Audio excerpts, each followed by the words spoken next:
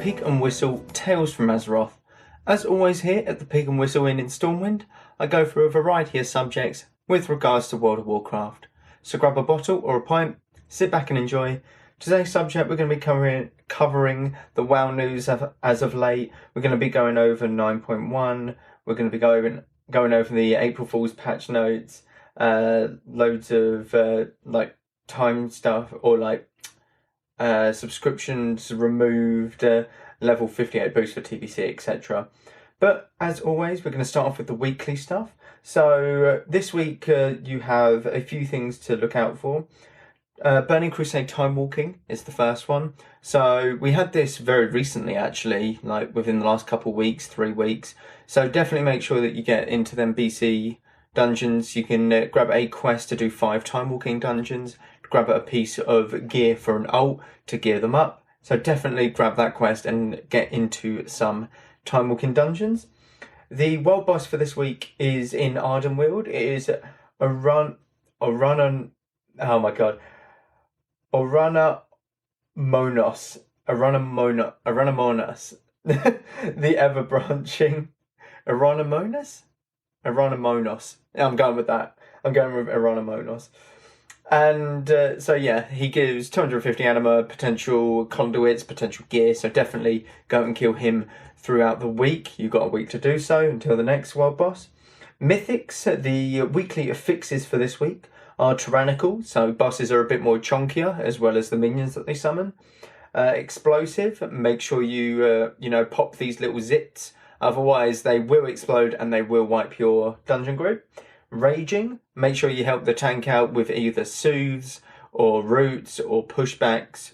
Basically, don't let the tank get hit when the mobs are below 30% health, because they hurt for 100% more damage. It's not good. And obviously, as it's still Season 1, it is Pride, so every 20% you get that Pride proc and the damage to come with it when you kill the Pride.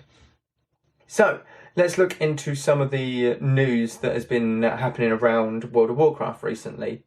So, something that has kind of caught the eye of everyone is that purchasable game time was removed from WoW, and obviously the subscriptions remain because WoW is always going to be a subscription-based game.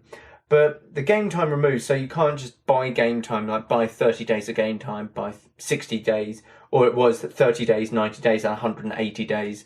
So 1, 3, and 6 months. You have to buy the subscription and then cancel it. I mean, basically, these are the subscriptions that you have now are either 1 month, 3 months, or 6 months.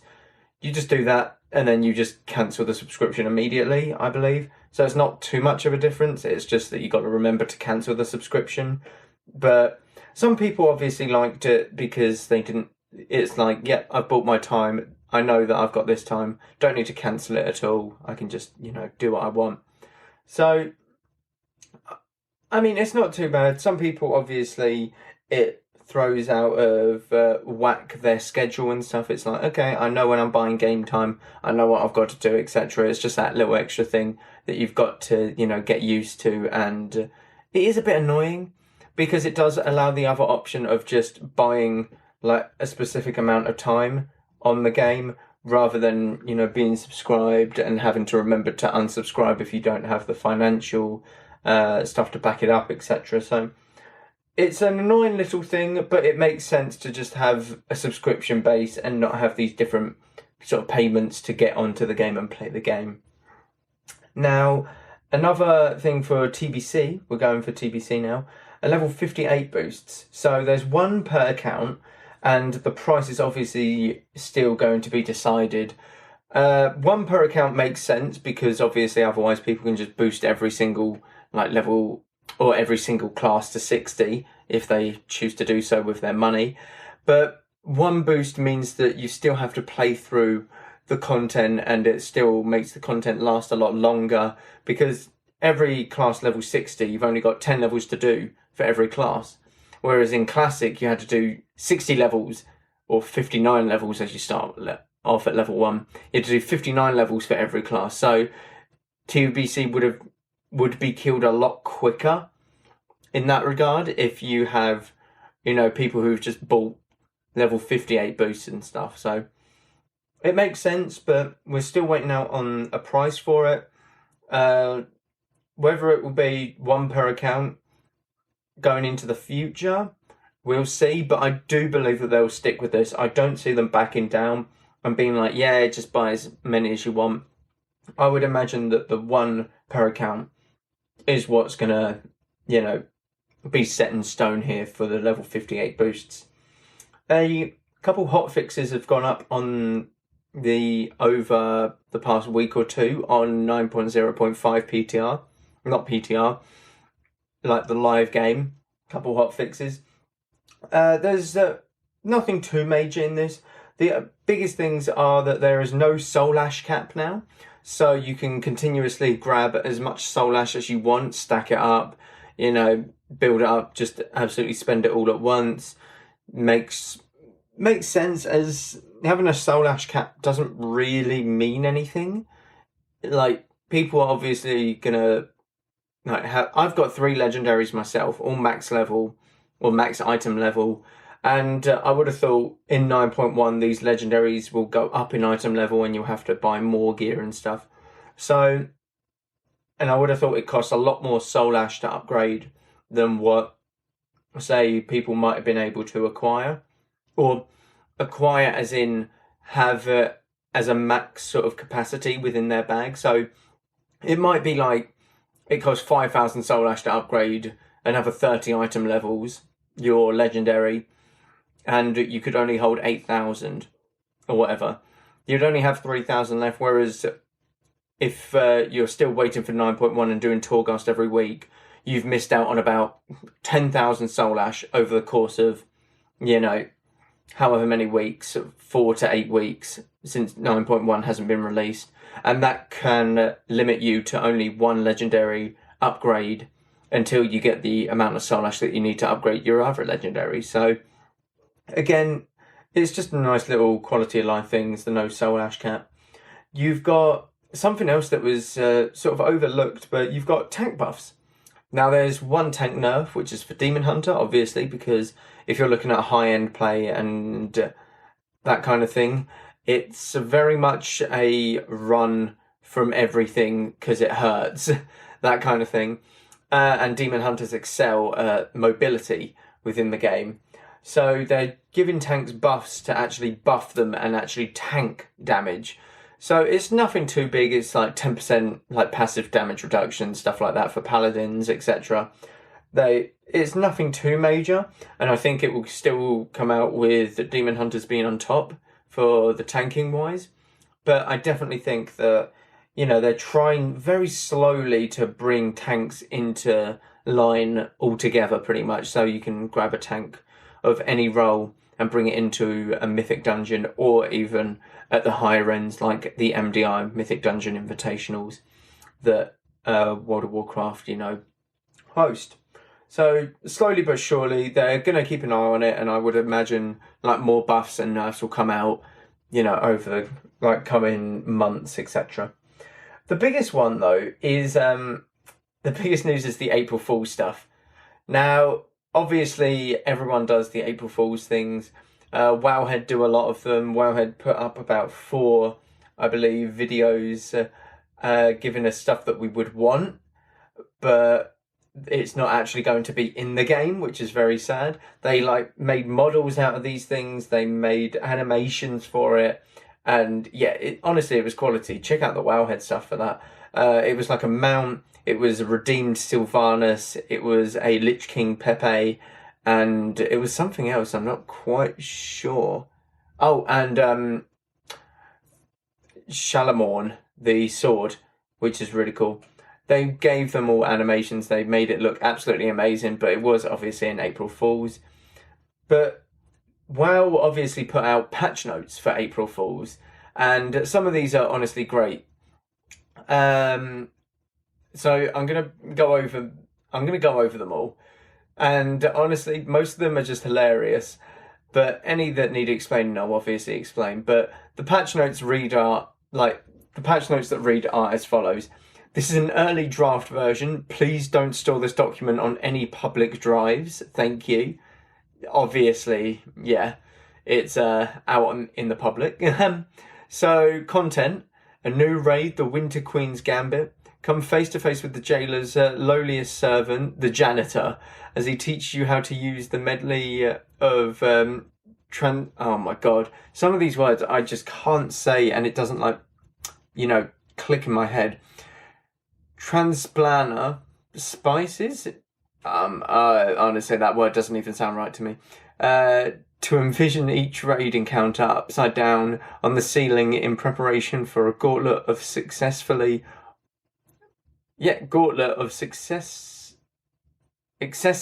oh my lord, again it just didn't click, older and more difficult enemies.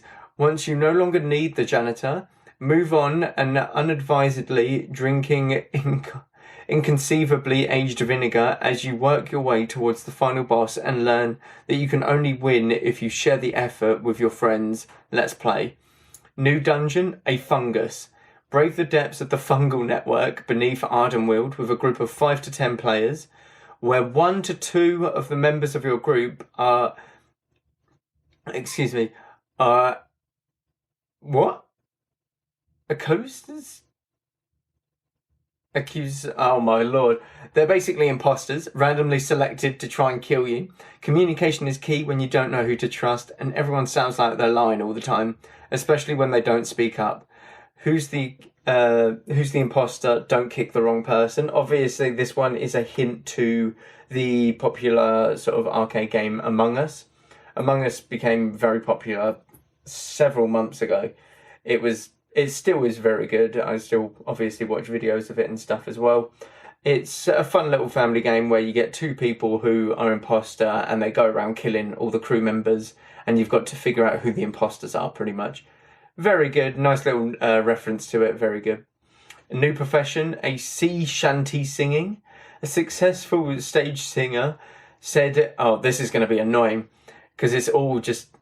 You'll see. A successful stage singer said she'd savour some songs sung in a straightforward style. Simple solution: score the several significant schemes surrounding so many... oh my god. Associates sans substance with satisfying strains of soulful sounds about sailing from sunrise to sunset. Seek and speak to your sea shanty sergeant in any sizable city to start. That was painful to read. It might have been painful to hear, but trying to read that and not sound crazy is something in itself. You obviously have a new profession again, which is called WandaVision, which is a reference to WandaVision, which just came out for Marvel, which is a new... series on, is it Disney Plus or Netflix? One of the two. Developers know is, while this is available to all classes, WandaVision will only really make sense to you if you've seen and remember small details from most of our other content over the last 15 years. A study in empowering yourself, WandaVision gives you the ability to recast your spells, and it allows you to steal someone else's best ability to use as your own. Starting in black and white and then later moving to colour, WandaVision causes everything that drops for you to always have best in slot stats. Unfortunately, after some time, you have to come back to reality. There are rules in life. We can't rush aging just because it's convenient, and we can't reverse death. But what is loot if not RNG preserving? I mean, it's... Again, I haven't watched WandaVision. I probably will. But if this is a nod to it, which it is, then I'm guessing it's kind of going over the story. Black and white, I imagine the series starts off in black and white, as it was sort of old, or like mid-1900s-ish, I believe that it's set. So black and white obviously sort of hits that era a bit with the TVs and stuff. And then moving into colour, I suppose it's a great hint to WandaVision. I just don't know it myself personally. You have a new covenant, definitely not Drust. The producer's note for this is that we need to come up with a final name for this. That's all there is to the new covenant. Pretty good, sounds very solid. New micro holidays. Now these are quite fun. So you got beach vacation to die for, spring break in the Shadowlands, nice micro holiday. You have International Popular Item Day, made up entirely for Social Media Day. It's one of them things that you just make up randomly on social media, and it's just one of them, special days. It's like low carb day or something, some shit like that. Tell us you, without telling us you something day. This is again something else on like social medias, TikTok and stuff, where it's tell us that you're rich without actually telling me that you're rich, that kind of thing. Day that no one dies for a whole day because everyone is super careful. No idea what this is referencing, but sounds like a good holiday. No one dies. Yep, fair enough. And the last micro holiday, the micro holiday that ends before you are, and that's it. That's the holiday. Pretty good. Sounds really good. I really want to jump into that and want to give it a go. So now we're looking at some of the changes that they made to classes, covenants, and zones possibly. So if you're looking at covenant changes, the wild hunt is now 115% more wild and needs to see a barber. I mean, makes sense. It's kind of like my hair right now. It's, getting out of control, and I definitely need to see a barber. Cedar Corruption can now be planted in the Queen's Conservatory, you monster. Cedar Corruption is a warlock spell, and it basically explodes when you do a certain amount of damage, and it spreads to other mobs that got hit by the Cedar Corruption, so it's a nice AoE. But because it's a warlock spell, Queen's Conservatory, it's not really the place to be planting, that Cedar Corruption. Quarter Harvesters now all get started choring an hour early, thanks to daylight savings time, pitter patter. So, just working an hour earlier because daylight savings time is a bit of a ball ache sometimes. You lose an hour of sleep. It's not good. I swear to God, it's not good for you. They added a new drink served at the Ember Court, Jungle Juice. It is an amalgamation of the Vemfir's finest served in solo cups, sure to knock you off your feet. Jungle Juice sounds interesting. Not too sure I want to know what's in it. Undying Army's total power has been reduced by 5% after they beat the Undying Navy in 4 of their last 5 matchups. I really don't know about this. I want to say it's a American football type thing. It's, they've beaten them in their last 4 out of 5. The stats aren't looking good for them, and they're not going to be that great and up for the fight today. Plague Devisa Marileth has been hard at work coming up with new Necrolord slime-based companions, such as Jelly Frog, Jelly Horse, Jelly Duck, and of course, Jelly Nathanos. Jelly Nathanos Blightcaller. I actually didn't read that one. That one's very good.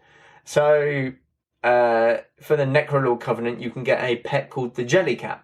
And this Jellycat is loved by all. It was originally put into the voting for the mount, the Wandering Ancient. That could have been a Jellycat, but instead the Wandering Ancient won, and the Jellycat became just a little companion. And so this is a hint to the Jellycat, and obviously everyone loving sort of the little jelly companions.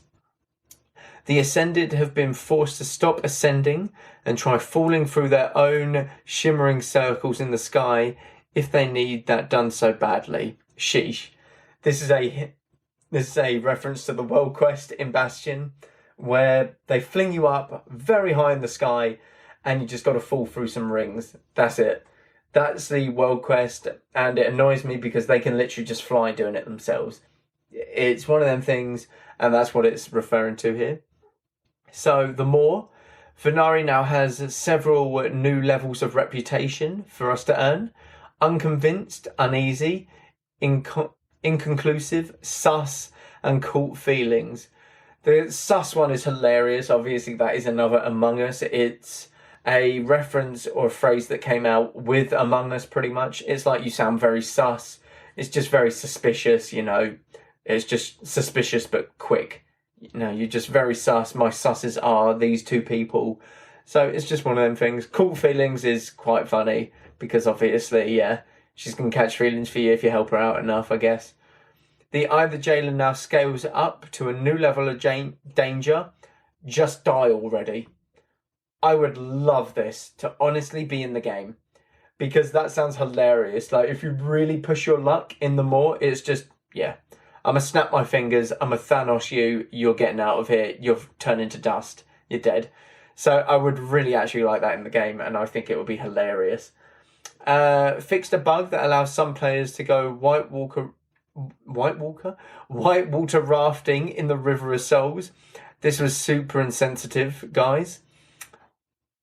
It's just a funny joke. Obviously, River of Souls, there is literally a River of Souls in the Maw, and it's got loads of souls being dragged into it, you know, the Maw and the depths of, like, hell, as we'll call it, in the Shadowlands. So, very good. Very good. So, looking at classes more specifically, Death Knight Anti-Magic Shell now comes in strawberry, caramel, and sugar-free variants. Very nice. Very nice variety there for the Death Knights. Defile damage is doubled in one dungeon, making it better it to use or to de-use in the other side. So obviously a little the other side reference there with the dungeon. New talent, the Winter Wilds, or Winter Wind, sorry. We still don't know what it's about yet, but the guys who have been creating this talent for almost 10 years says you have our formal written permission to imprison him on an island if it's not done by next summer. I mean, people might keep track of that, and they might hold you to that, not going to lie. The forums certainly will hold you to that. They fixed a bug where certain drinks cancelled red thirst. Once again, red thirst cannot be quenched by any normal beverage. I'm really not too sure about this one. If anyone wants to let me know, please do, but this one kind of goes over me a bit.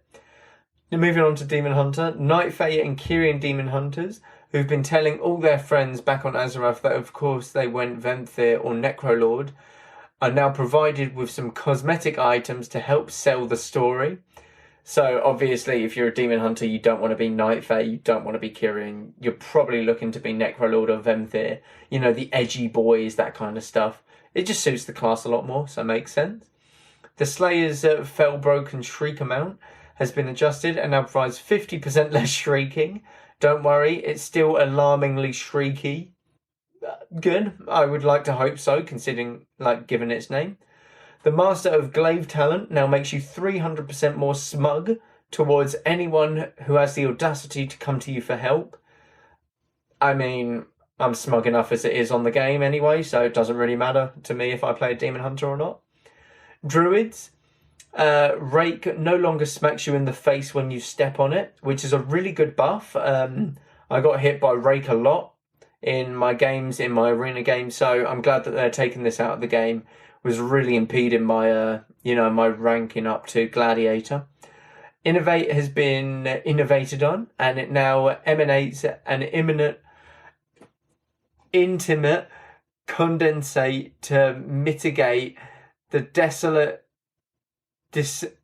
I hate patch notes for April Fools.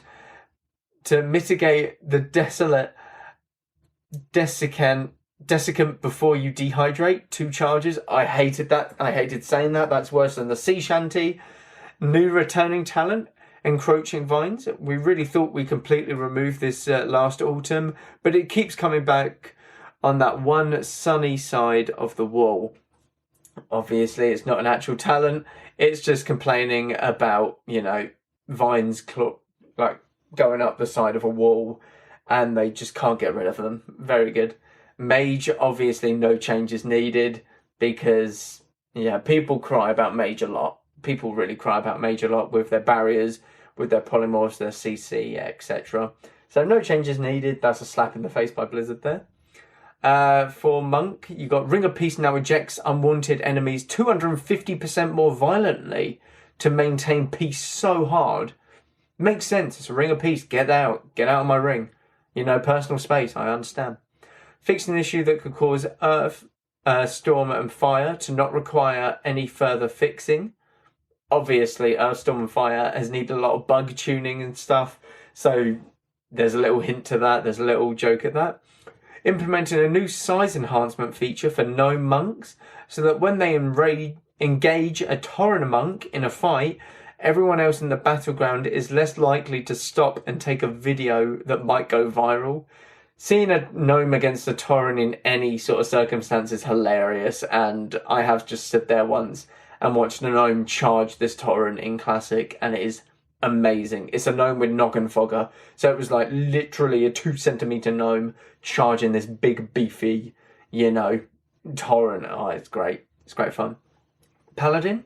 Blinded Light's disorientate duration increased to 8 hours to better correspond with the fact that I can't sleep until I feel your touch. No idea if this is a song reference, no idea about it at all. Repentance now forces an enemy to meditate and do hot yoga, incapacitating them for 1 minute and making them feel sore all over the next day. Yeah, honestly, I understand that. Rebuke can now only be cast after you've successfully cast Buke on your enemy. No idea about this one. I think it's just a silly little one with the interrupt for paladins. Final Reckoning keeps being used over and over, so we've changed its name to Yet More Reckoning. Very good. I like this one. Final Reckoning, you take in PvP, PvE, and it's just a massive sort of boom ability. Like, it really does slap. Power Infusion now exclusively targets survival hunters for priests. If no survival hunters are in your group, Power Infusion is applied to a random friendly target. And when Power Infusion randomly goes to the tank 3 times in a row, you are now confronted by the voice of Salatath whispering to you about ancient evils or something. Very good, because everyone cries for a PI from the priest. So this one's very good. I do like this one. Rogue, obviously you've got the lockpick ability. Now correctly choose the nearest appropriate warlock. Sub-rogues now have a cute little underwater boat that perfectly fits the sub lifestyle. Makes sense, it's a submarine. Loaded dice can now be properly unloaded for safe storage. Combat potency has been renamed Outlaw Potency. We're not sure how we missed this one.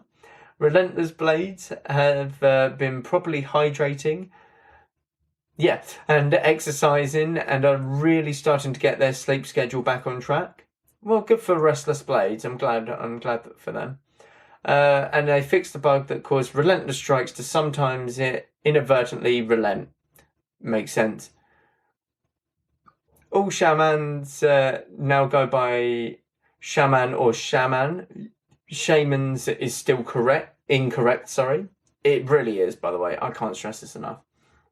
But these are some of the bigger ones that obviously people were looking towards. Another good one that I found as well is this. Thunderclap no longer requires the warrior to be dummy thick. Dummy thick being, having big arse cheeks and stuff. So Thunderclap makes sense. Yeah, it's just a little good one that I found quite funny. War Machine has finally stopped blaming itself for what happened to Tony. This is another Marvel, hint and stuff. So obviously they like their Marvel stuff. But again, April Fool's things come and go. They do this every year. These are just some of my sort of favourite ones. But thank you all very much for listening as always. That's all we got time for. I do appreciate you checking out the podcast. Definitely go and check the social medias. They can be found at the website www.pigandwhistletales.com. Again, thank you all very much for listening, and I will see you all in the next one. Go Valor friend. Goodbye all.